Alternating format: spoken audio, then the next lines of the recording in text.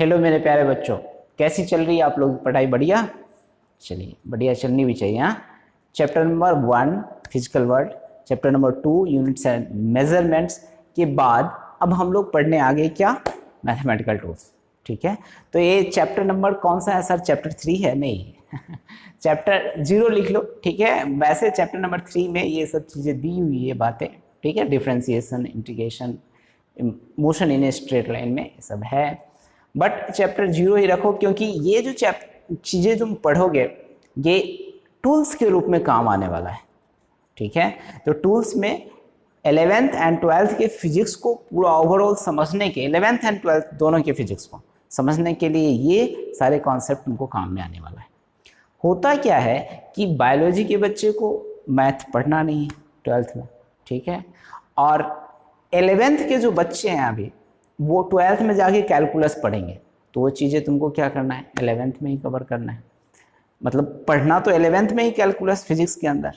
ठीक है, वो सब बातें तो इसलिए ये पढ़ना ज़रूरी है, आप लोगों को समझना ज़रूरी है। ठीक है, mathematics is the language of physics. Okay, mathematics जो है फिजिक्स का क्या है? लैंग्वेज है। ठीक है, एस सी वर्मा ने लिखा है अपने कंसेप्ट ऑफ फिजिक्स वॉल्यूम 1 में, चैप्टर नंबर 1 में ही लिखा है, फर्स्ट पेज पे। तो ये कंसेप्ट ऑफ फिजिक्स को समझने में हमें मदद करेगा। कैसे मदद करेगा ये तो देखेंगे, जैसे आप कुछ हम एग्जांपल्स लेंगे उससे क्लियर होगा। और दूसरी बात है, जैसे जैसे हम फिजिक्स पढ़ते जाएंगे तो इसका कंसेप्ट क्लियर होता जाएगा। तो ज़्यादा बॉदर करने की ज़रूरत नहीं है कि अभी तो ठीक है जो नॉन चीज़ ही अभी पढ़ेंगे, लेकिन थोड़ा सा अगर जैसे लेवल बढ़े तो ज़्यादा परेशान होने की ज़रूरत नहीं। मैंने शुरू में ही ये बता दिया है कि 11th में आए हुए बच्चों को थोड़ा सा पेशेंस रखना होता है, तो आप पेशेंस रखिए, आपका सारा कंसेप्ट क्लियर हो जाएगा। तो आइए चलते हैं, देखिए वैसे ही लैंग्वेज लिख रखा है, mathematics is the language of physics, ये फिजिक्स की लैंग्वेज है। ओके, और we shall study following mathematics, हम लोग ये सब मैथमेटिक्स पढ़ने वाले हैं। यहाँ से स्मॉल कर लो। अब देखो क्या क्या मैथमेटिक्स पढ़ेंगे। देखो सबसे पहले हम अलजेब्रा पढ़ेंगे। ठीक है, अलजेब्रा तुम लोग उससे परिचित हो। ठीक है, ये क्या है? Branch of mathematics in which we calculate unknown quantity. ठीक है, बाय मेकिंग सम इक्वेशंस, कुछ इक्वेशन बना करके हम अननोन क्वांटिटी को फाइंड आउट करते हैं। जैसे हमें बैंक का इंटरेस्ट फाइंड आउट करना है। ठीक है, ठीक, कितना इंटरेस्ट आ रहा है, या फिर परसेंटेज फाइंड आउट करना है, प्रोपोर्शन निकालना है, इन सब काम में हमें क्या आता है? अलजेब्रा यूज आता है। ये तो आप लोग सिंपल एग्जांपल्स आप जानते हैं इसको। उसके बाद मेंसुरेशन, मेंसुरेशन में क्या कुछ डेरिवेशंस हमें जब करते हैं तो मेंसुरेशन के कुछ फॉर्मूले काम में आते हैं। ठीक है, फॉर्मूले जैसे वॉल्यूम क्या होता है स्फेयर का, ठीक है, स्क्वायर का एरिया क्या होगा, ये सब तो जानता है, लेकिन कुछ और टर्म्स हम सिर्फ परिचित होंगे ये सब चीज़ों से कि एक बार ओवरऑल रिवीजन हो जाए हमारा, ताकि वहाँ जब कॉन्सेप्ट हम यूज़ करें तो उसमें इस्तेमाल आ जाए। तो सिंपल सा मेंसुरेशन में जस्ट फार्मूला बेस्ड कुछ नई बातें हम सिखाएंगे आपको, कैसे हम यूज़ करते हैं वहाँ पर मैथमेटिक्स में। उसके बाद ट्रिगोनोमेट्री, ट्रिगोनोमेट्री जानते हो? ठीक है, साइन कॉस टैन यही तो है। तो ट्रिगोनोमेट्री, ट्राई मतलब तीन, गोन मतलब साइड, मेट्री मतलब मेजरमेंट, तीन साइड का मेजरमेंट ही तो होता है। थोड़ा बहुत पढ़ा होगा तो जानता होगा कितना माथाफोड़ी करना पड़ता है, जस्ट तीन साइड्स का मेजरमेंट। अच्छा देखो, कोऑर्डिनेट ज्योमेट्री ये भी तुम लोगों ने पढ़ा है। ठीक है, अब ये जो है ना 5th and 6th, logarithm and calculus, ये नया चीज। ठीक है, तो लॉगरिथम का यूज यहां भी होगा और केमिस्ट्री में भी होगा। कैलकुलस जो है ये भी अगेन कैलकुलेशन ऑफ वेरिएबल्स ही है, लेकिन इसका थोड़ा सा कैलकुलेशन का तरीका अलग होता है। इसमें डिफरेंशिएशन, इंटीग्रेशन, ये सब कॉन्सेप्ट थोड़ा सा लगता है। ठीक है, यहां भी इक्वेशन बनता है, कैलकुलेशन होता है, लेकिन पहले क्वांटिटी को, बड़े क्वांटिटी को छोटा कर दिया जाता है या छोटे क्वांटिटी को बड़ा करके बनाया जाता है। तो करते हैं, इसका भी पोस्टमार्टम करेंगे एक एक करके। तो ये दो चीजें तो अननोन है, बाकी सब तुम्हारा नोन है, लेकिन कैसे इसका इम्प्लीमेंटेशन तुम फिजिक्स में करोगे ये जानना जरूरी है। तो चलो आओ देखो अलजेब्रा। देखो ये थोड़ी सी मेरी आदत खराब है कि हम कोई टर्म लेते हैं तो उसका थोड़ा सा एक्सप्लेनेशन भी लिख ही देते हैं। ठीक है, तो लिख लो, the branch of mathematics, branch of mathematics अब जिसको ये सब चीज़ें नहीं लिखनी हो स्पीड बढ़ा करके आगे बढ़ जाए, ठीक है। Mathematics in which we find unknown quantity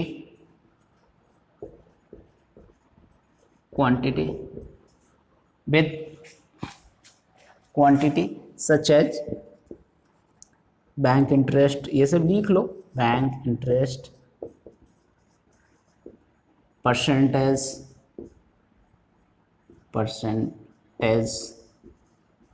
ठीक है, प्रॉफिट लॉस, ये सब चीज निकालने में हमें क्या मतलब ये करता है, मदद, लॉस, ये सब एक्सेट्रा, प्रोपोर्शन, ये सब निकाल अलजेब्रा मदद करता है। अब चलो अलजेब्रा में सबसे पहले जो चीज है वो स्टार्ट हम करने वाले क्या है, इसको तुमको रफ करना पड़ेगा, तो यहाँ से स्टार्ट कर लो, ये लो, देखो आइडेंटिटी हम सबसे पहले स्टार्ट करें। आइडेंटिटी देखो, ये फॉर्मूला सब ना तुम लोगों को आता है, फिर से बोल देता हूं मैं, जो चीज आता है जस्ट हमें रिवाइज कराना है, एक बार तो रिवाइंड करा देंगे, और उसके बाद मतलब तुमको नहीं देखना तो प्लेबैक स्पीड बढ़ा करके तुम इसको देख सकते हो, और फास्ट करके फिनिश कर लो। उसके बाद एक बार रिवीजन तो हो ही जाएगा ना, और मैं भी बता दूंगा सारा चीज़, तो देख लो इधर a प्लस बी का होल स्क्वायर, ये तो सिंपल चीज़ है, तुमको पता होगा a square plus b square plus 2ab। अब ना इस सिंपल से चीज़ को ऐसे भी लिख सकते हैं, इस बात को कैसे लिख सकते हैं बताओ मुझे। अगर मान ले हम ये ऐसे लिखें a प्लस बी का whole square minus 2ab equal to क्या लिख सकते हैं बताओ मुझे, a square plus b square, तो ये b है, और उसके बाद a माइनस बी का होल स्क्वायर है, तो a square plus b square minus 2ab, और a माइनस बी का होल स्क्वायर को हम क्या लिख सकते हैं, plus 2ab equal to a square plus b square, ऐसे भी लिख सकते हैं, ठीक है। अगर मान लो तुम चाहो तो a plus b plus a minus b, ये इसको लिखोगे तो ये फॉर्मूला तुमको याद रहे तो भी ठीक है, नहीं तो तुम बना भी सकते हो इसको, तो ये क्या हो जाएगा 2a square plus b square, और अगर माइनस लिखोगे तो a प्लस बी का whole square minus a minus b का होल स्क्वायर, तो ये करोगे कितना हो जाएगा 4ab। क्या मेरी बातें समझ में आ रही है? तो ये हो जाएगा, और डी नंबर क्या हो जाएगा a square minus b square, देखो a square minus b square लिखोगे तो क्या होगा a plus b into a minus b. क्या इतनी बातें क्लियर हो रही है? अगर क्लियर हो रही तो आगे बढ़ो और इसको रफ करो, ठीक है प्यारे बच्चों। हर चीज को बस एक बार रिवाइंड करना है तुमको। अच्छा 2 बार लिखा गया है क्या है, देखिए बी सी डी एंड ई, ठीक है।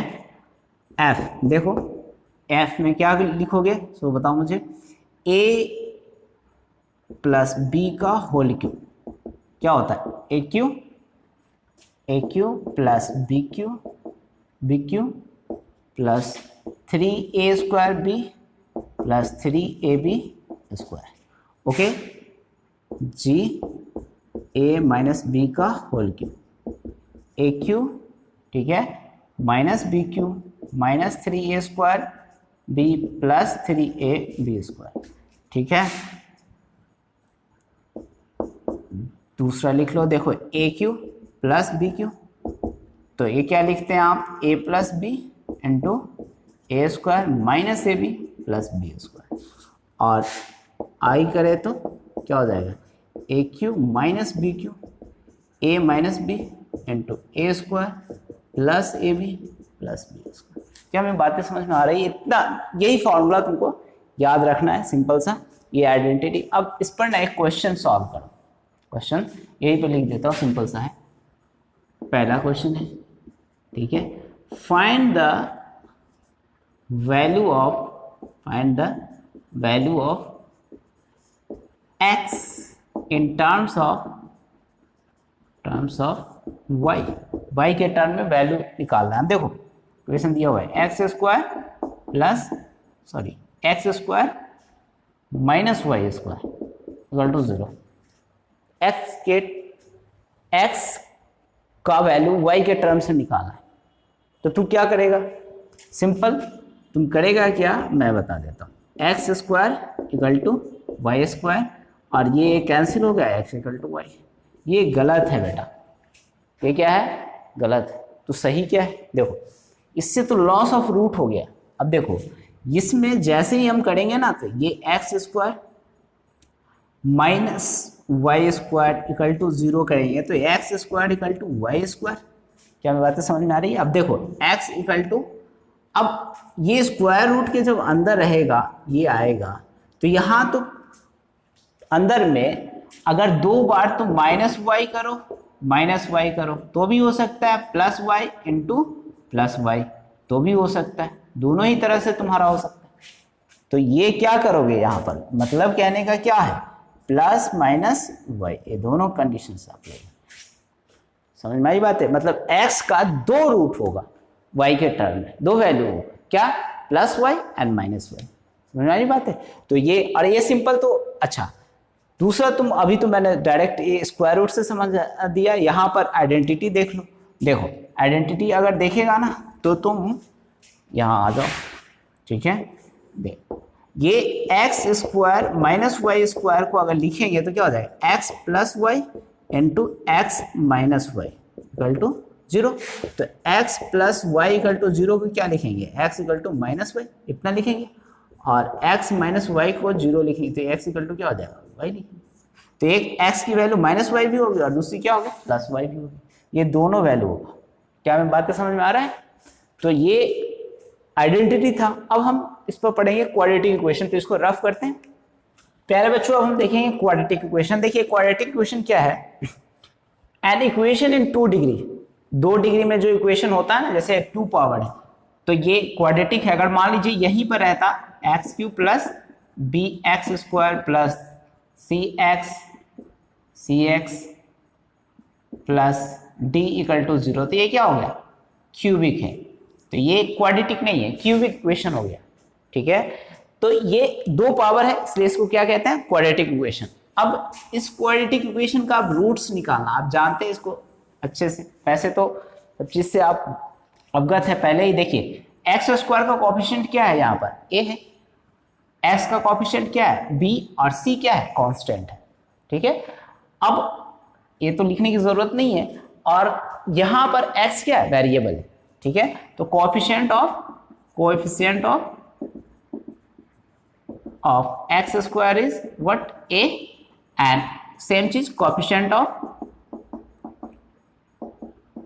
x is b and c is what, constant. ये कांस्टेंट टर्म, ठीक है। अब यहाँ पर हमें मान लीजिए इसका रूट्स निकालना है, तो इसके 2 तरीके से निकालते हैं। आप जानते हैं एक मिडिल टर्म स्प्लिट करके निकालते हैं और दूसरा फॉर्मूला से निकालते हैं, ठीक है। तो पहले एक बार फॉर्मूला वाला देख लेते हैं। तो फॉर्मूला वाले देखने में आपको एक डिस्क्रिमिनेंट आपने पढ़ा होगा, डी की वैल्यू जो कितनी होती है, बी स्क्वायर माइनस 4ac। उसे चेक करते हैं कि इसके रूट्स होंगे कैसे, ठीक है, रूट्स एग्जिस्ट करेंगे कि नहीं, इक्वल होंगे या 2 डिफरेंट होंगे। ये तो क्लियर है कि 2 डिफरेंट मतलब 2 रूट्स होंगे, लेकिन 2 डिफरेंट होंगे, सिमिलर होंगे या होंगे भी नहीं, एग्जिस्ट करेंगे ही नहीं। ये क्वाड्रेटिक इक्वेशन के रूट्स इमेजिनरी रूट्स होगा, एग्जिस्ट क्या करें, कॉम्प्लेक्स नंबर में तुम पढ़ोगे कि इमेजिनरी रूट्स एग्जिस्ट करता है। तो देखो क्या क्या कंडीशन है, अगर मान लो ये डी जो है ना ग्रेटर देन 0 है, तो 2 डिफरेंट रूट्स होगा, इसके 2 डिफरेंट रूट्स होंगे। क्या मैं बातें समझ में आएंगी? और अगर मान लो d इक्वल टू 0 है तो 2 इक्वल रूट्स होंगे, इक्वल रूट्स, ठीक है। अगर d इज लेस देन 0 है तो इमेजिनरी रूट्स, ये होंगे। क्या मैं बातें समझ में आ रही?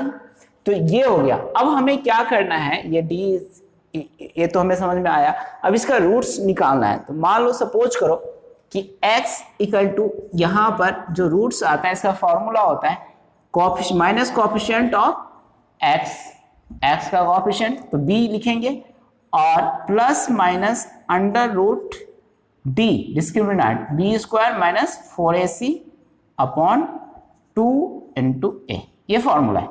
क्या मैं बातें समझ में आ रही? तो अगर मान लो अल्फा बीटा दो रूट्स है इसके, तो यहां पर ये जो है ना अल्फा की वैल्यू कितनी हो जाएगी, अल्फा इक्वल टू क्या होगा minus b plus under root b square minus 4ac upon 2a, ये अल्फा है। बीटा की वैल्यू कितनी हो जाएगी वो बताइए मुझे, minus b minus under root b square minus 4ac upon 2a, ये हो गया बीटा की वैल्यू। क्या मैं बातें समझ में आ रही है? तो अल्फा बीटा क्लियर हुआ, आगे बढ़िए यहां पर। इसमें ये तो दो रूट्स हो गए अल्फा बीटा, ओके, डिफरेंट है तो अगर d इज ग्रेटर देन 0 है तब, इक्वल टू 0 होगा तो इक्वल रूट्स होगा, और अगर लेस देन 0 है तो इमेजिनरी रूट्स होगा। ठीक है, अब कैसे होगा क्वेश्चंस बना के आपको दिखाते हैं, लेकिन अभी के लिए ये बातें समझिए। अब देखिए, अगर मान लो सपोज करो कि तुम इस पर्टिकुलर दो अल्फा एंड बीटा को ऐड करो, ठीक है, ये दो रूट्स जो है ना इसको ऐड करोगे, तो ऐड करोगे तो बताओ क्या होगा, ये प्लस है under root b square minus 4ac और ये माइनस है under root b square minus 4ac, है कि नहीं? तो इन दोनों को जब ऐड करोगे प्लस माइनस तो ये तो 0 हो जाएगा और टर्म क्या आ जाएगा बता मुझे, माइनस 2b अपॉन 2a। तो इसे वो कैंसिल कर देंगे तो कितना हो जाएगा माइनस b अपॉन a। ठीक है, अब अल्फा इंटू बीटा है, अगर दोनों को मल्टीप्लाई कर दिया जाए तो ये क्या हो जाएगा, देखो a प्लस बी, अगर मान लो a माइनस बी है तो इस टर्म का स्क्वायर माइनस का बी स्क्वायर माइनस 4ac, तो नीचे क्या हो जाएगा 4, मतलब ये पूरा जब तुम मैनिपुलेट करोगे ना तो c अपॉन a आएगा। वैसे मैं कर देता हूं, लेकिन देखो ये माइनस बी स्क्वायर माइनस का बी स्क्वायर माइनस 4ac, ये अंडर रूट में स्क्वायर है, ठीक है, तो स्क्वायर हो जाएगा अपॉन 4a। क्या मैं बातें समझ में आ रही? तो ये क्या हो जाएगा b square minus b square और ये प्लस 4ac अपॉन 4a, तो ये कैंसिल हो जाएगा और ये स्क्वायर होगा यहाँ पर, तो ये स्क्वायर, तो अल्फा इंटू बीटा क्या होगा बता मुझे, c अपॉन a। क्या मैं बातें समझ में आ रही है? तो नोट देके, ये तो दो बातें हो गई तुम्हारे, दो पॉइंट्स स्टार मार्क लगा लो।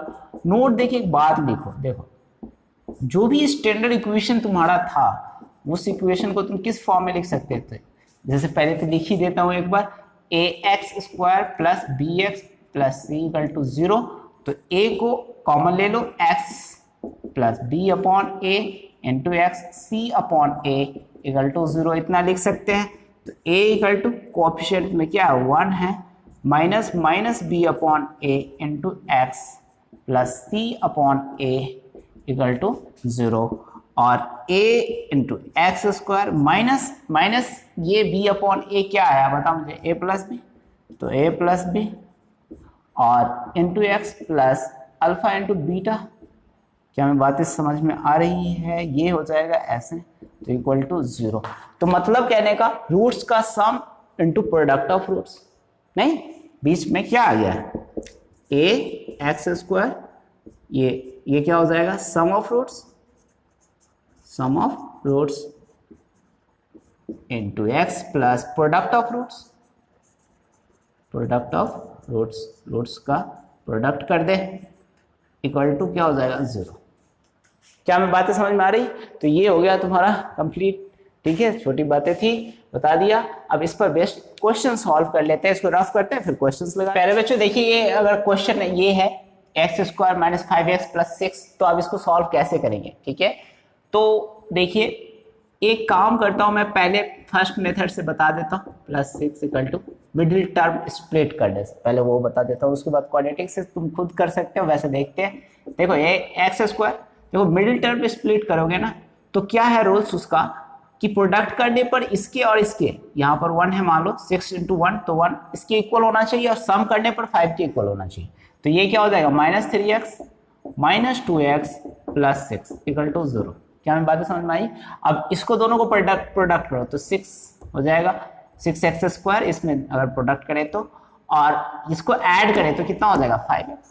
तो ये कर लो x equal to x minus 3 minus 2x minus 3 equal to 0, x minus 2 equal to x minus 3 equal to 0।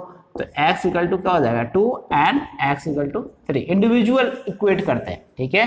तो x इक्वल टू क्या हो जाएगा 0, तो क्या होगा x equal to 2 and x equal to 3। क्या मैं बातें समझ में आई? तो सिंपल चीज था। अब चलो रूट्स निकाला है मान लो इसके, तो वैसे तो 2 आ चुका है, सेकेंड मेथड से देख लो। सेकेंड मेथड से अगर करोगे तो क्या हो जाएगा x equal to minus b, तो माइनस कोएफिशिएंट ऑफ x की वैल्यू को b बोलते हैं, तो minus b minus plus minus under root b square, तो minus 5 square minus 4 ca okay. तो c इंटू 1 और 2 इंटू 1, ठीक है। तो माइनस माइनस क्या हो जाएगा plus minus under root 25 minus 24 upon 2, okay.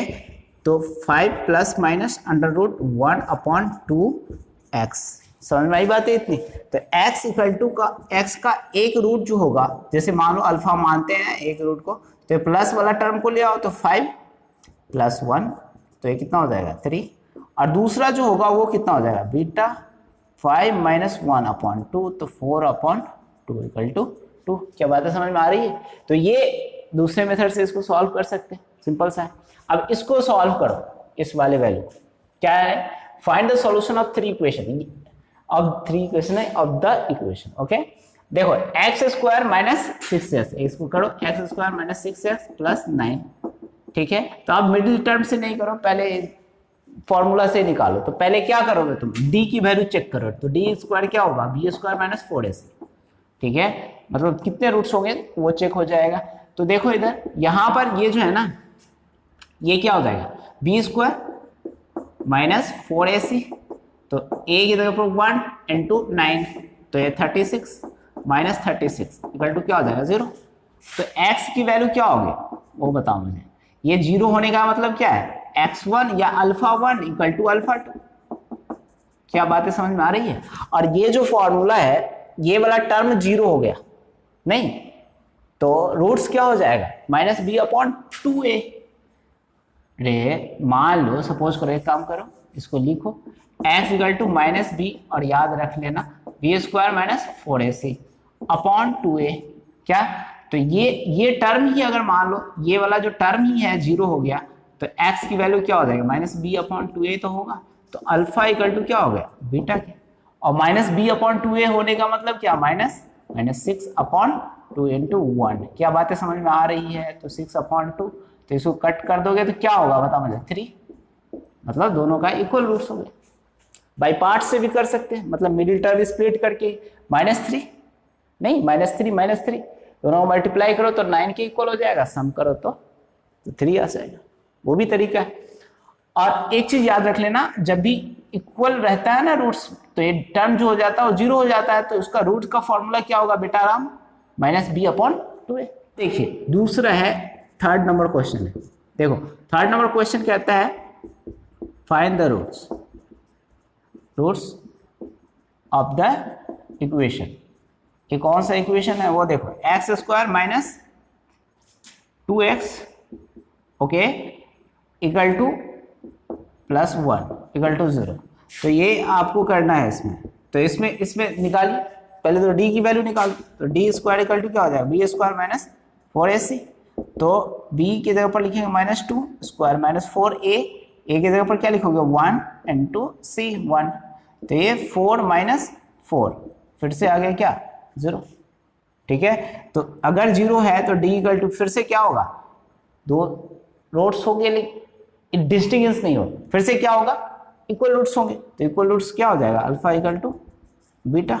अब निकालो माइनस बी अपॉन 2a, तो minus B 2 upon a 2a, तो 2 इंटू a की जगह पर क्या है बताओ मुझे यहाँ पर 1, तो ये क्या हो जाएगा 1 माइनस 1, मतलब दोनों रूट्स जो हो जाएंगे वो कितना हो जाएगा -1। क्या मैं बातें समझ में आ रही है? ओके।